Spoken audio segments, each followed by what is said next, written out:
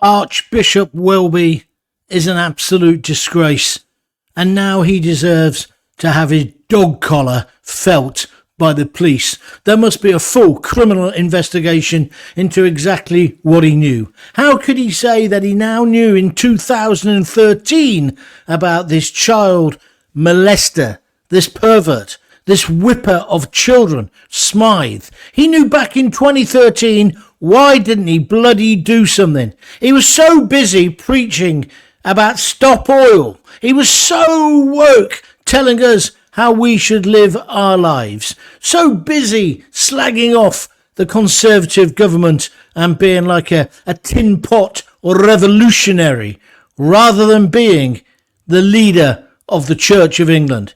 He disgusts me. What about you? Welcome to the John Gaunt podcast. As you can see, if you're watching on video, we've now got it on camera as well. It's just a beginning. I've got to get the lighting fixed up, but it's not bad, especially as I'm not at home at the moment. So you can either watch it now in video, widescreen probably, or you can just listen on your download on a podcast. Either way, you're with John Gaunt. I don't hold back, and I'm not holding back on this filthy cleric. I'm not saying he's a pervert, but what I'm saying is if he knew in 2013, surely he had an absolute responsibility to tell the authorities. But no.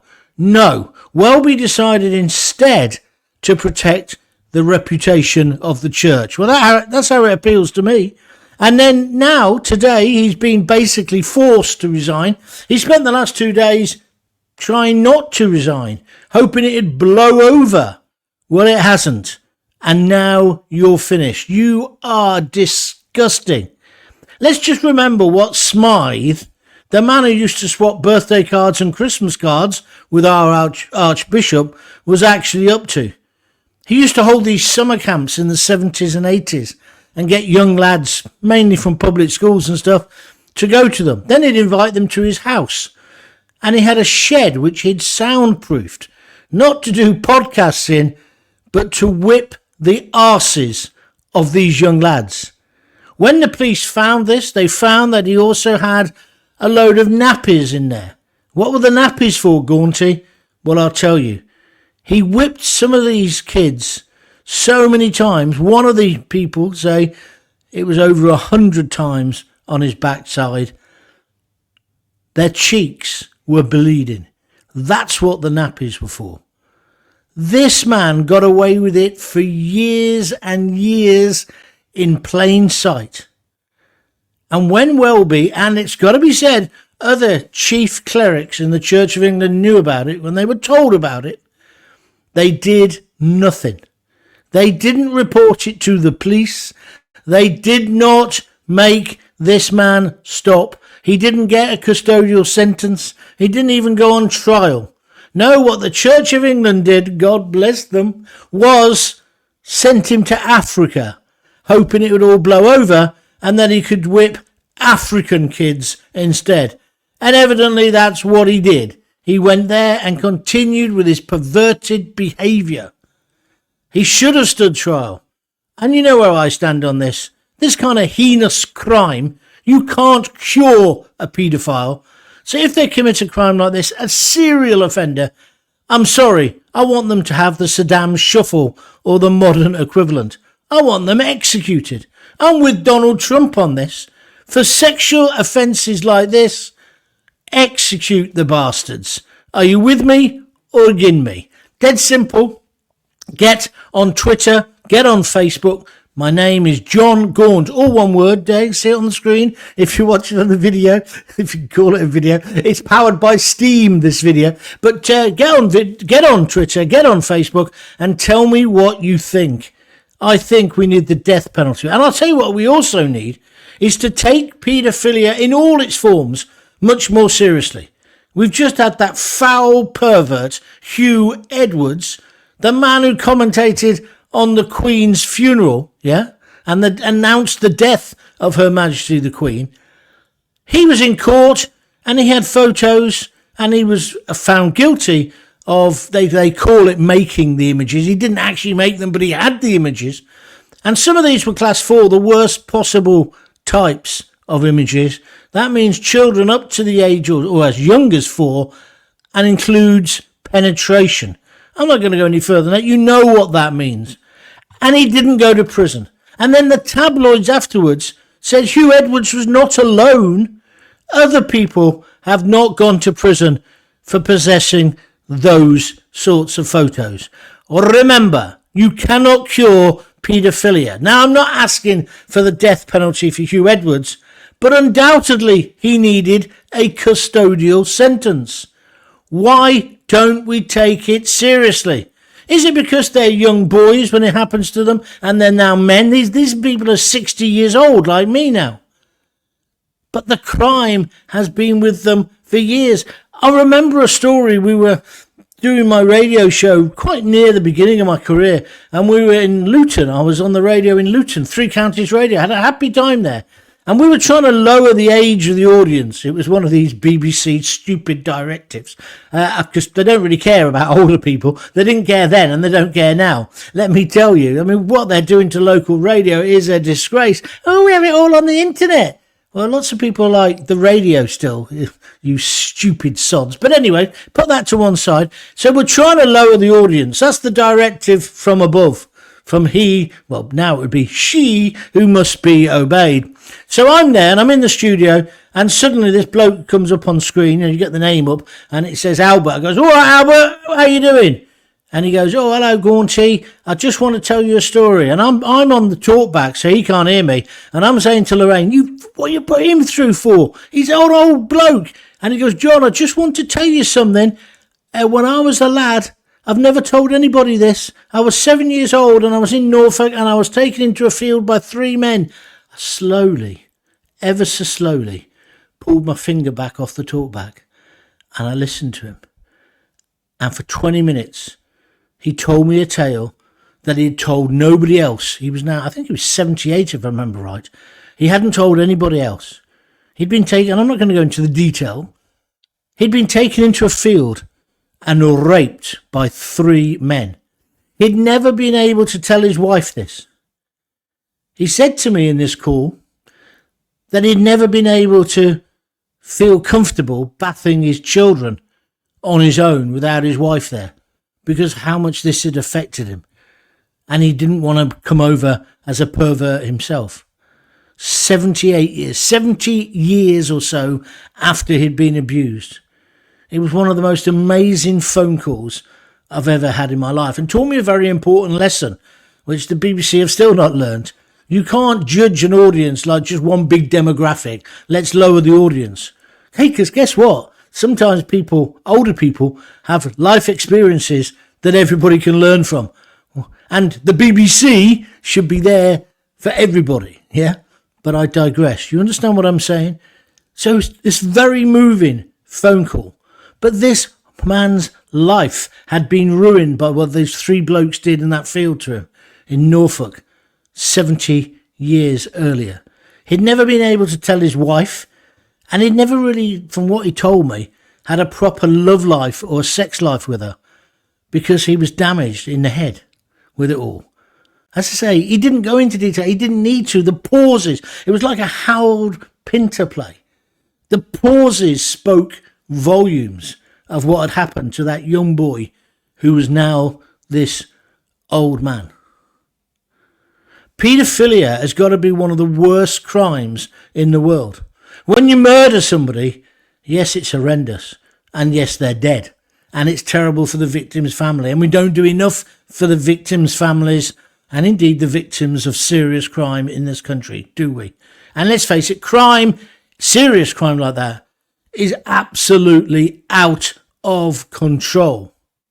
But when it's paedophilia, and indeed when it's rape as well, the victim is given the life sentence straight away. That's the life sentence, the moment they're penetrated, right? That's the life sentence. But twats like Archbishop Welby, we go, oh no, we can't have the death penalty. We can't have long sentences. We need penal reform. He'll say all of this whilst he hasn't even told the coppers. 2013, remember, that's 11 years ago.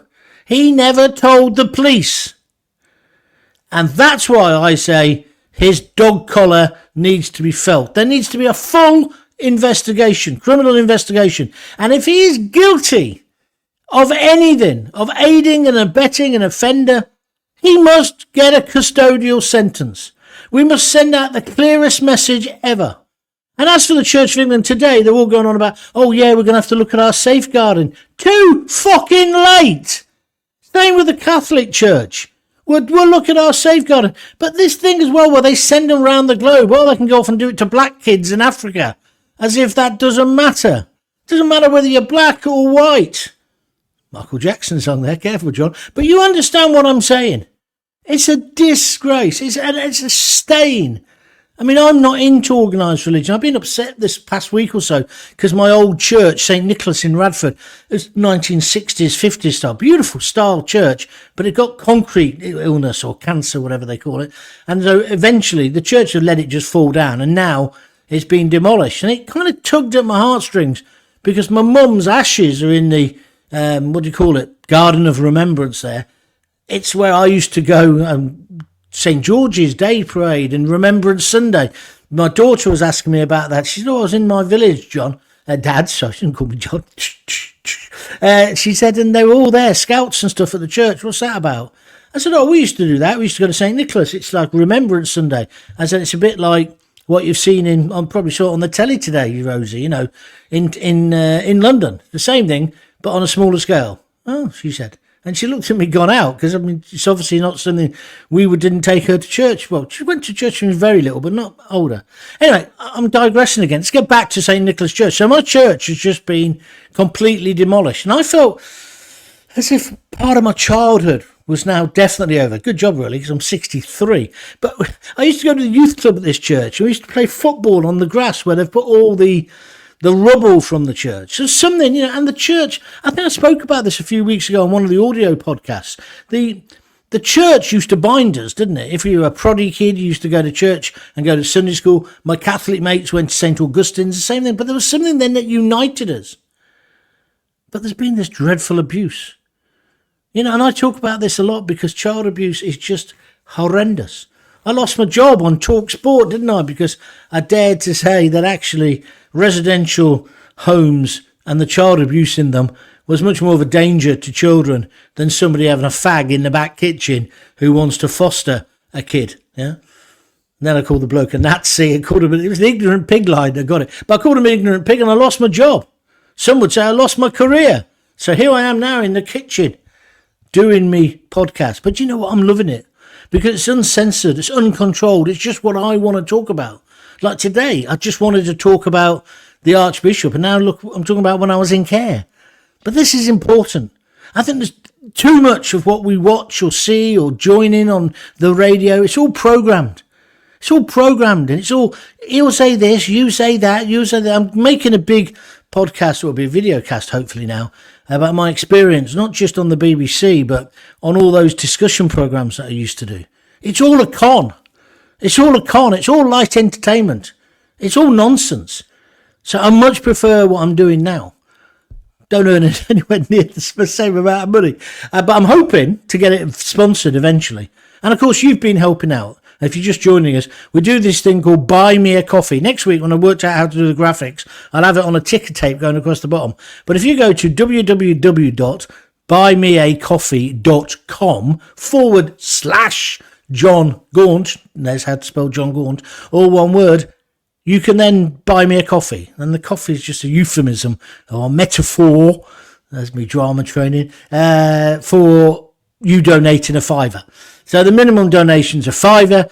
Some people have been donating 100 quid. A lot of people do 15 quid. But whatever you can afford, that'll be great. And that's going to help me develop this podcast. Like now I've got the software again, so I can now do video. I need a couple of lights, clearly. So that's the next thing I'm going to invest in. But if you can help me out, that's fine. That's the end of the begging. Is that begging? I'm not sure. But so what I'm trying to say is here, www.buymeacoffee.com. What I'm trying to do is my own stuff, what I believe, and talk about the things that I think are important. And what I think is vitally important today is to talk about the Archbishop. That guy, John Smyth, he got away with it. And he's not the first, and he won't be the last. And we just do not take paedophilia seriously enough. Some people call it child porn. It's not child porn, because the word porn or pornography suggests that the participants were willing. They're not willing. It's like the girls in Bradford, Rochdale, Rotherham, Birmingham, Oxford, Coventry, who have been systematically raped by these Muslim rape gangs. If we're going to condemn them, we have to condemn all acts of paedophilia, and I do condemn them. I can't believe that some of those men haven't had the Saddam shuffle. I certainly don't understand why we haven't fucking deported them. What do you think? But we've got to remember, paedophilia is almost everywhere. And white people and people who don't come from an immigrant background do it as well. I'm not excusing or belittling it. But you see, it's idiots like the Archbishop. He's the kind of woke warrior who basically, when people started saying these Muslim rape gangs from Pakistan are doing this, they were the ones who shouted down those people. Ann Cryer, the MP, I did all this on the radio years ago. They shouted her down as a racist, as a practicing Islamophobia. She was just telling the truth. And we've got to be able to tell the truth. There's bad ones in all parts of our society. You've got to be able to speak out. And I don't understand Welby, in one of the most powerful men, most powerful positions in the country, he couldn't speak out. Of course he did. And that's what I want the police to investigate. Maybe there is a good excuse. Maybe there is a reason. But why didn't he tell the coppers? Why didn't Smyth get put before 12 good men and true and face a trial? No. He managed to get out of the country, carry on whipping and abusing and buggering young boys, and was a free man until the day he died. It reminds me of the Nicky Campbell case. You know how brave he's been talking about this, and his mates at Fettes College in Edinburgh, one of the poshest schools, not only just in Scotland, but in the country. It happened there. And one of those blokes ended up in South Africa, and they're doing everything they can to extradite him and bring him back. He's an old man now. I don't care whether he's 150 and in a fucking wheelchair. I want him in a court of law, and I want him tried by 12 good men and true. When are we going to take this subject seriously? And also, when are we going to do something about all the kids who are in care still? When I got the sack, there were 60,000 children in children's homes, residential care. It's about 63 now. It hasn't gone down. They haven't got a special person to ask them how school went today, like I always ask my kids. Have a great day, do this, do that. No, they've got no one. They're on their own. They're on their own. I managed to escape that because my Auntie Rosemary, who by the way was a smoker, she came down and plucked me away from the home and gave me my second chance in life. Without my Auntie or Rosemary, I don't know where I'd be. Honestly. Probably in prison. Almost one step up where I've ended up anyway. I don't know. Do you understand what I'm trying to say? And I think we've got to get on top of that. And also, I've been following a guy on Twitter, and he talks about kids who have been in care, then they leave care at 16 and they're put in shitty little bedsits. You know, the sorts of places where we wouldn't put somebody who's just arrived in a rubber dinghy at Dover because it would be inhumane. But these kids who've had these terrible childhoods, that's where they're put, with no real support. And there's another guy who's trying to put forward an idea that if you've been in care, it should become like a protected condition so that you would actually get a leg up when you apply for jobs. You know, like when you're trying to get a job at the BBC, if you're black or Asian, you've got a much better chance. Well, why shouldn't that be for kids who've been in care as well? I think it's interesting. I'll do a programme about that one day. Because I'm telling you, being in care, and particularly if you've been physically or sexually abused, it lives with you for the rest of your life. And we need to do something. So we can get ratty and up in arms today about Welby, right? And I want a police investigation. We can get up in arms about Jimmy Savile, about the Muslim grooming gangs, and all of that. We can get really worked up, but we need to fundamentally change our society so we put children first and we believe them. We believe them when they say they're being hurt, damaged or abused. And we certainly believe them when they're older. People still fighting for compensation for what happened to them in childhood, and how it gets even worse when it's an institution like the church or the Scouts or a residential children's home or a boarding school, a top public posh boarding school. I don't care where you come from, what your background is. Abuse is abuse is abuse. And there's too much of it in Western society. And we need to get on top of it. Now, if you think I'm a nutcase, tell me. Get on Twitter, John Gaunt. Get on Facebook. Or send me an email, john@johngaunt.com. Please join in. And if you like what I'm doing, and if you think the video's okay, and it's not perfect, I haven't even had time to do my hair or anything like that yet. I just wanted to try it today and see whether it would work. And if it works here, it should work anywhere. We're trying to get a studio together because I want to start having guests as well.